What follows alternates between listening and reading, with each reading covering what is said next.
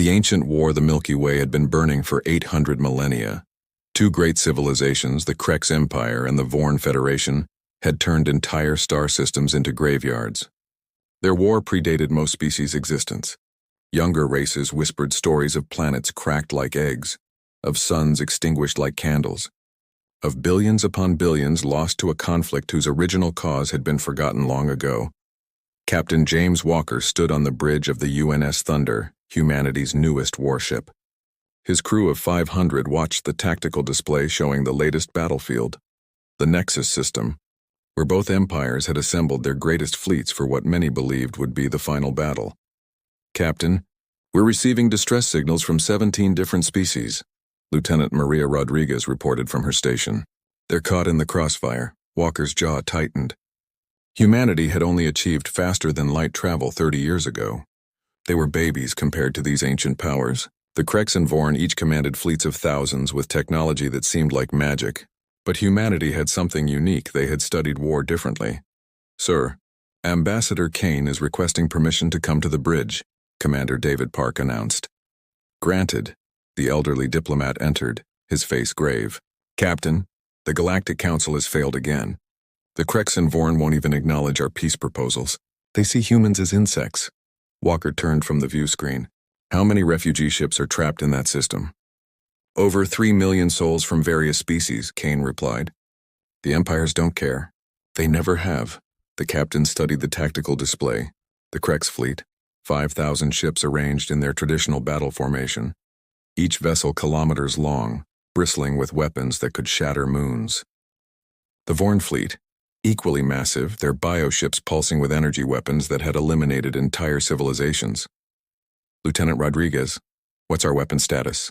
"All systems operational, sir. The quantum torpedoes are armed. The dimensional shields are at full power." Walker nodded slowly. Humanity's approach to warfare had always been different. While the Krex and Vorn had spent eons perfecting planet-killing weapons, humans had asked different questions. Not how to destroy more, but how to end conflicts faster. Not how to kill billions, but how to stop the killing. Commander Park analyzed their fleet positions. "Sir, they're locked in standard engagement patterns. The same tactics they've used for millennia. Their commanders are following doctrine older than Earth's recorded history." That was the problem with ancient empires, Walker thought. They became rigid, unable to imagine that younger species might think differently. The Krex and Vorn had been fighting the same war, the same way for so long that innovation had died. "Captain," Kane said quietly, "the Council has given us permission to observe only. We're not authorized to intervene." Walker looked at his crew, young faces, determined faces, humans who had grown up knowing that somewhere in the galaxy, two empires were grinding entire civilizations to dust in their eternal war. "Ambassador, what if we could end it?" Kane's eyes widened. "Captain, that's impossible. The combined firepower of both fleets could destroy Earth 1,000 times over. Their firepower, yes. But what about their thinking?" Walker pulled up a hologram. "Look at this. 800,000 years of war and they still fight in straight lines. Still focus on overwhelming force. They've never faced an enemy that thinks asymmetrically." Rodriguez spoke up. "Sir, the Thunder's stealth systems could get us close. They'd never detect us until we wanted them to," Walker finished. The bridge fell silent. Everyone understood what the captain was suggesting. One human ship against 10,000 warships that had been perfecting the art of destruction for nearly 1,000,000 years. "The refugees, sir," Park said. "If the battle starts, they'll all die." Walker made his decision. "Then we make sure the battle never starts. Humanity didn't survive on Earth by being the strongest. We survived by being the smartest." He turned to his crew. "We have 50 minutes before their fleets engage." "That's our window." "To do what, sir?" Rodriguez asked. Walker smiled grimly. "To teach the galaxy that humans end wars differently." The UNS Thunder's engines hummed to life, and one small human warship began moving toward destiny. The human gambit. The UNS Thunder slipped through space like a ghost. "Stealth mode holding steady," Lieutenant Rodriguez whispered, though there was no need for quiet in the vacuum. "We're invisible to both fleets." Captain Walker studied the massive armadas ahead. The Krex ships were crystalline fortresses, each one glowing with purple energy. The Vorn bioships writhed like living creatures, their organic hulls pulsing with green light. Between them, 3 million refugees huddled in ramshackle vessels waiting for death. Commander Park, tell me about their command structures. Park pulled up the data. Both empires use absolute hierarchy, sir. Each fleet has one supreme commander. If the commander falls, the entire fleet must wait for a replacement from their homeworld. How long would that take? For the Krek, 72 hours. For the Vorn, 96, Walker nodded. And in those hours? Complete chaos. Their soldiers are trained only to follow orders. Independent thinking is discouraged. Ambassador Kane gripped his chair. Captain, what are you planning? Something human, Walker replied. He turned to his weapons officer. Lieutenant Thomas, status on the quantum torpedoes. 6 loaded, sir. But against those shields, we'd need hundreds to breach even one capital ship. We're not going to breach them. We're going to confuse them. Walker brought up a tactical display. Humans learned something in our wars that these empires never did. Sometimes the most powerful weapon isn't a bomb, it's doubt. The thunder crept closer. On the screen, they could see the Supreme Commander's ships, the Krek's flagship, a massive diamond-shaped fortress, and the Vorn Command bioship. Resembling a colossal jellyfish in space, sir.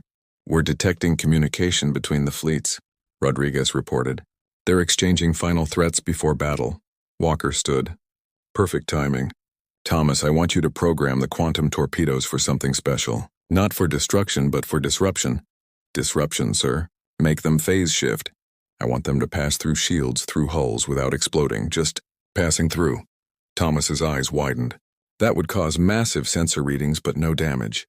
They'd think they're facing a weapon they don't understand, Walker finished. After 800,000 years of the same warfare, imagine suddenly facing something completely new.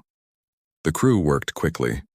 The thunder positioned itself at the perfect angle, hidden in the shadow of a destroyed moon. Sir, the fleets are powering weapons. 5 minutes until they engage, Park announced. Launch Torpedo 1. The quantum torpedo streaked through space, phase shifted to be partially in another dimension. It passed through the Krek's flagship's shields like they weren't there. Through the hull, through the entire ship, and out the other side. Alarms screamed across the Krek's fleet. Launch Torpedo 2. Target the Vorn command ship. The same result. The torpedo ghosted through the bioship, causing every sensor to shriek but leaving no damage. Sir, both fleets are stopping, Rodriguez said, amazement in her voice. They're scanning frantically. Now for the message, Walker said. Open a channel on all frequencies. Channel open, sir. Walker spoke clearly. Krek's Empire, Foreign Federation, this is humanity. You have fought for 800,000 years with weapons that destroy. We have developed weapons that ignore your defenses entirely. Weapons that make your shields your armor. Your entire military doctrine obsolete. The bridge held its breath. We could phase shift antimatter bombs into your reactors. We could bypass every defense you have. But we choose not to. Because humans believe there's something more powerful than destruction. The choice to stop destroying. On the screen, both fleets had gone completely still. You have 2 options. Walker continued. Continue your war and face weapons your million-year-old tactics cannot counter. Or stop right now forever. Ambassador Kane stared. Captain, this is a bluff. We only have 6 torpedoes. Walker muted the ambassador with a gesture. On screen, the Kreks and Vorn fleets were in chaos. Ships breaking formation. Commanders demanding answers. 800 millennia of certainty shattered in seconds. Sir, Park reported, voice tight with excitement. The Vorn command ship is sending a message to the Krek's flagship. It's a request for ceasefire negotiations. The Krek's response came moments later. Agreement. Walker sat back in his chair. Sometimes the greatest victory isn't in winning the war. It's in making war obsolete. The thunder remained hidden. One small human ship that had just changed the galaxy forever. The 50-minute peace 43 minutes had passed since the Thunder's first torpedo. The great fleets of the Kreks and Vorn hung motionless in space, their weapons powered down for the first time in recorded history. Between them, 3 million refugees watched in disbelief as their death sentence transformed into something impossible. Hope. Captain, both Supreme Commanders are requesting direct communication with our vessel, Lieutenant Rodriguez reported, her voice carrying a note of barely contained triumph. Walker stood straightening his uniform. On screen, 2 figures appeared split screen. The Krek Supreme Commander Rex, a crystalline being whose body refracted light into rainbow patterns. The Vorn Supreme Commander Vol, a creature of flowing biomass with dozens of eyes. Both had led their empire's forces for over 3,000 years. Human, Rex spoke, his voice like grinding glass. Your weapons are beyond our understanding. How did a species barely 3 decades into space travel develop such technology? Walker remained calm. We didn't develop it in space, Commander Rex. We developed it in our minds. While you perfected destruction, we perfected innovation. Vol's many eyes focused on Walker. Impossible. Our scientists have studied warfare for eons. Your scientists studied the wrong question, Walker interrupted. You asked how can we destroy more. Humans asked how can we end this. Commander Park whispered urgently. Sir, our quantum torpedoes are nearly depleted. If they call our bluff, Walker raised a hand slightly, silencing him. On screen, neither alien commander had noticed the gesture. You speak of ending war, Rex said slowly. But war is all we know. 800,000 years is long enough, Walker cut in. Your original conflict was over mining rights to 7 systems. Those systems were destroyed 600,000 years ago. You're fighting over ashes and memory. Both commanders fell silent. Behind Walker, Ambassador Kane stepped forward.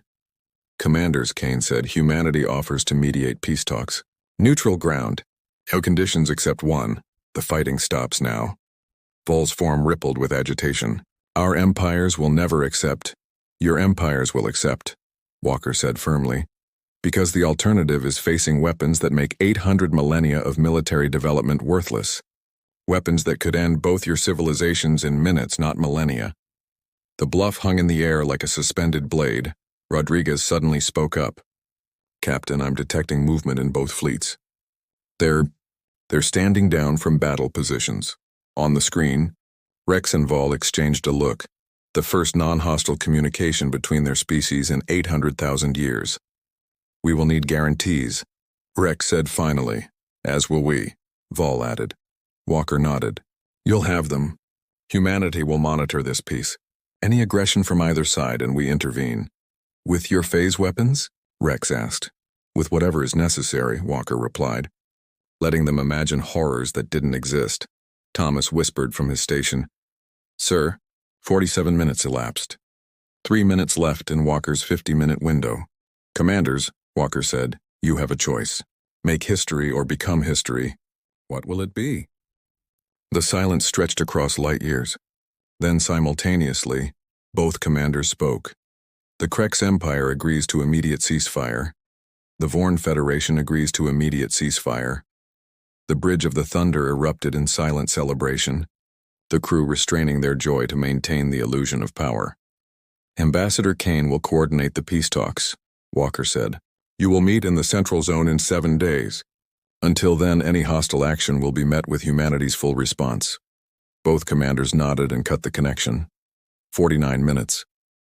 1 minute to spare, sir, Rodriguez said, tears in her eyes. The refugee ships are sending thanks in over 40 languages. Both fleets are withdrawing. Walker slumped in his chair, the tension finally releasing. Thomas, how many quantum torpedoes do we have left? 2, sir. Just 2, the crew laughed, nervous, relieved laughter. They had ended the galaxy's oldest war with 4 torpedoes and a monumental bluff. Ambassador Kane placed a hand on Walker's shoulder. Captain, what happens when they discover we don't have these ultimate weapons? Walker smiled. By then, Ambassador, they'll have spent years learning to live in peace. Hard to restart a war when you've forgotten why you were fighting. Outside, the 2 great fleets were departing in opposite directions. The refugee ships were beginning to move, free for the first time in generations. And in the center of it all, one small human warship, the Thunder, drifted quietly. 50 minutes. That's all it had taken. Not because humans had the greatest weapons, but because they had the greatest weapon of all, imagination. The galaxy would never be the same. The end.